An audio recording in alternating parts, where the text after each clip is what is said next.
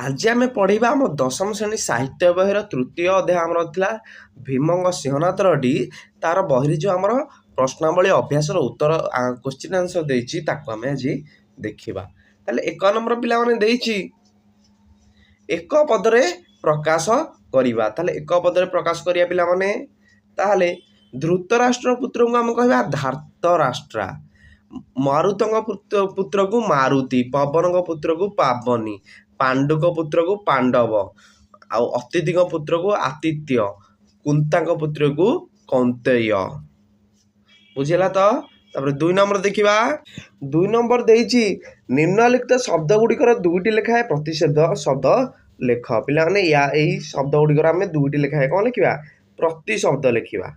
ताले शूलधर, शूलधर हला विश्वनाथ आउ पशुपति, मर्त्यर हला पृथ्वी धरणी, नलिनी पद्म पंकज, कमला लक्ष्मी विष्णुप्रिया, संकट हला विपद आउ विपदी, तापरे अंतरासर आकाश व्योम, प्रमर हला दंडाधार कालांतक, भर्सनार निंदाउ अपवाद।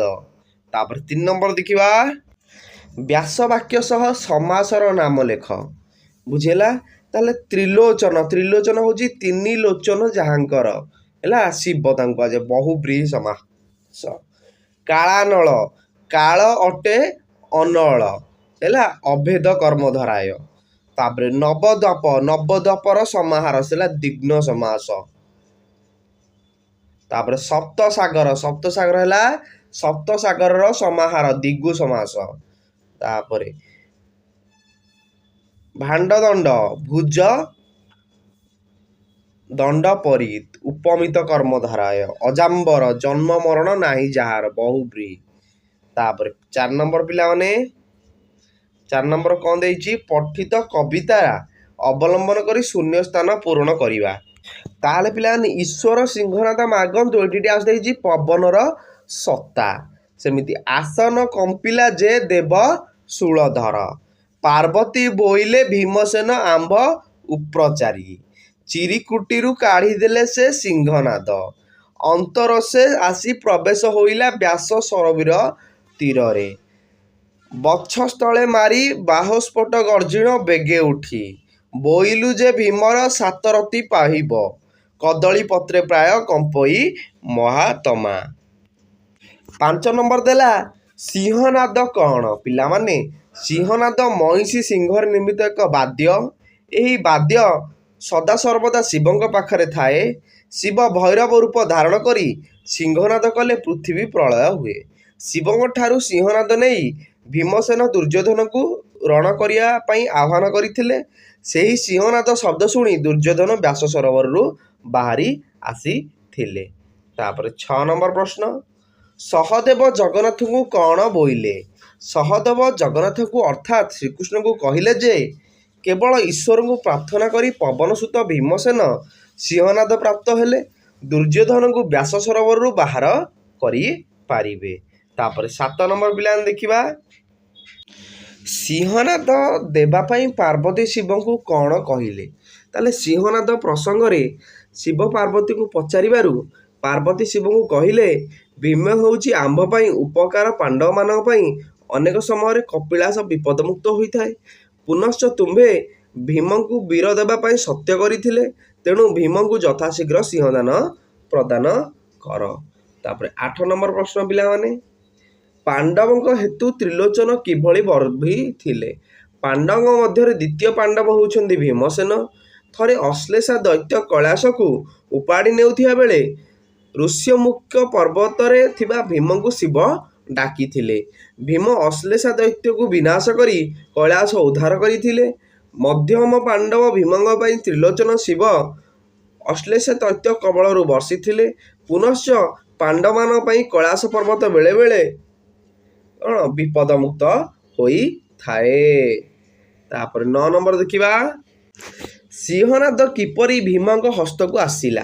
सिंहनाद अंतरिक्ष रे बा आकाश पथरे गति करी व्यास सरोवर तीर रे रहिथिबा भीमंक हस्त को आसीथिला।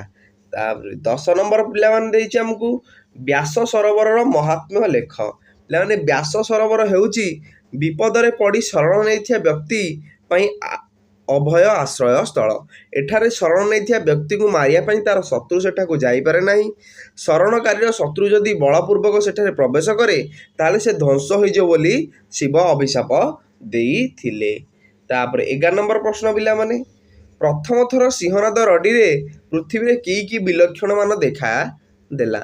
ପ୍ରଥମ ଥର ସିଂହନାଦ ରଡ଼ିରେ ମହିମଣ୍ଡଳ ପ୍ରକମ୍ପିତ ହୋଇଗଲା। ନଳିନୀ ପତ୍ରରେ ଜଳ ଢଳଢଳ ହେଲା ପରି ପୃଥିବୀ ଥରଥର ହୋଇ ଉଠିଲା। ମନ୍ଦର ପର୍ବତ ତାର ନିର୍ଦ୍ଦିଷ୍ଟ ସ୍ଥାନ ଛାଡ଼ି କିଛି ଦୂର ବୁଲିଗଲା। 12 ନମ୍ବର ପିଲାମାନେ, ଦ୍ୱିତୀୟ ଥର ସିଂହନାଦ ରଡ଼ିରେ ସୌରଜଗତରେ କି ବିଲକ୍ଷଣ ଦେଖାଗଲା? ଦ୍ୱିତୀୟ ଥର ପାଇଁ ଭୀମସେନ ସିଂହନାଦ ରଡ଼ି ଦେବାରୁ ତାହାର ପ୍ରଭାବରେ 6 ଲକ୍ଷ ଯୋଜନ ପର୍ଯ୍ୟନ୍ତ ଆକାଶ କମ୍ପି ଉଠିଲା। ପାତାଳପୁରେ ଥିବା ଅନ୍ତର ନାଗର ଫଣା କମ୍ପମାନ ହେଲା।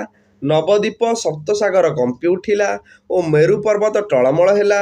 ସୌରଜଗତରେ ଥିବା ଆଦିତ୍ୟମଣ୍ଡଳ, ଭୂମଣ୍ଡଳ, ଧ୍ରୁବମଣ୍ଡଳ, ଅମରମଣ୍ଡଳ ସହିତ ସିନ୍ଧୁର ଲଉଡ଼ି ଆକାଶ ପର୍ଯ୍ୟନ୍ତ ଉଛୁଳି ପଡ଼ିଲା। ହେଲା, ତାହେଲେ ସିଂହନାଦ ରଡ଼ିର କେତେ କ'ଣ ଶକ୍ତି ଥିଲା।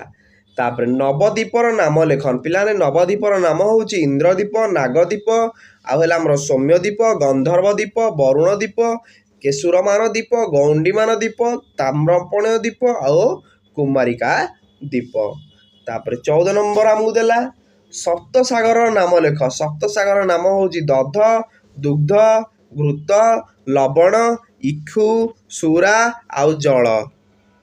15 ନମ୍ବର ପିଲାମାନେ, ଦ୍ୱିତୀୟ ରଡ଼ିରେ ଦୁର୍ଯ୍ୟୋଧନ କିପରି ବାହାରକୁ ଆସିଲା? ଦ୍ୱିତୀୟ ରଡ଼ିରେ ଦୁର୍ଯ୍ୟୋଧନରେ କାର ଶବ୍ଦ କରି, ବକ୍ଷସ୍ଥଳରେ ହାତ ପିଟି, ବାହସ୍ଫୋଟ ମାରିବା ସହିତ ଗର୍ଜନ କରି, କ୍ରୋଧିତ ନୟନପୂର୍ବକ ମହାଲକ୍ଷ୍ମୀଙ୍କର ବାରଣକୁ ଅବଜ୍ଞା କରି ବାହାରକୁ ବାହାରି ଆସିଲା।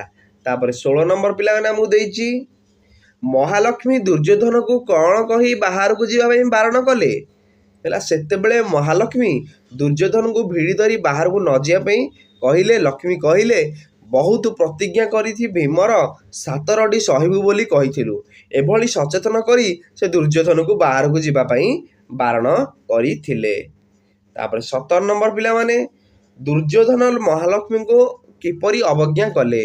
ଭୀମର ଦ୍ୱିତୀୟ ସିଂହନାଦ ରଡ଼ି ଶୁଣି ଦୁର୍ଯ୍ୟୋଧନ କ୍ରୋଧ ହୋଇ ବାହାରି ଯିବା ପାଇଁ ଚାହିଁଲେ। ମହାଲକ୍ଷ୍ମୀ ଦୁର୍ଯ୍ୟୋଧନକୁ ଭିଡ଼ି ଧରି ଯିବା ପାଇଁ ବାରଣ କଲେ, ମାତ୍ର ଦୁର୍ଯ୍ୟୋଧନ ମହାଲକ୍ଷ୍ମୀ ବାରଣକୁ ମାନିଲା ନାହିଁ। ତାପରେ 18 ନମ୍ବର ପିଲାମାନେ ଦେଇଛି, ଲକ୍ଷ୍ମୀ କାହିଁକି ଦୁର୍ଯ୍ୟୋଧନକୁ ଛାଡ଼ି ପଳାଇଲେ?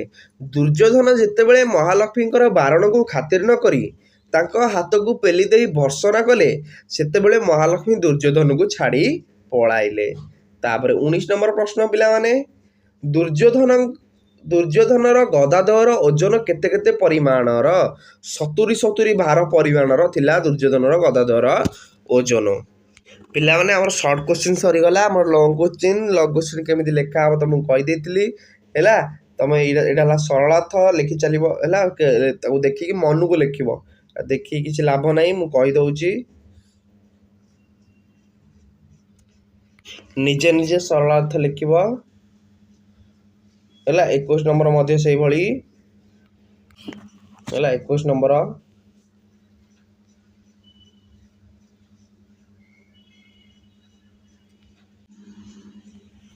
ବାଇଶ ନମ୍ବର ସେମିତି ଲଙ୍ଗ କୋଶ୍ଚିନ୍ ଆଉ ସରଳାର୍ଥ ମନକୁ ପିଲାମାନେ ଲେଖିଦେବ।